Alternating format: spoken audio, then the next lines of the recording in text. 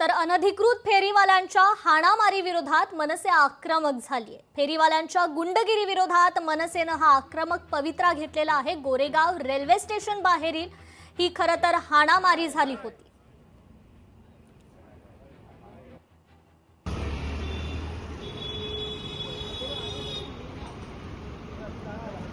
फेरीवाल्यांमध्ये हाणामारी झाल्याने एकाचा मृत्यू झालेला आहे। म्हणजे गुंड प्रवृत्तीचे लोक तरी फेरीवाले तर आहेत तिकडे, काही बांगलादेशी इथे आहेत आम्हाला तर कळलेले आहे। म्हणजे ह्याच्यावर कोणाचे अंकुश आहे, महानगरपालिकेचे नाही आणि पोलिसांचे नाही। महानगरपालिकेचं नुसतं सकाळी गाडी लावून जाते, ते अधिकारी त्यामध्ये नसतात, त्यामुळे फेरीवाले बिंदास इथे बसलेले असतात, त्यांच्याकडे रोजचे पैसे त्यांना जातात, त्यामुळे ते बिंदास आहेत। एक किंवा पुढे बसून ते आपला व्यवहार करत असतात। कोणाला कसली पडलेली नाही, महानगरपालिकेला तर पडलेलीच नाही।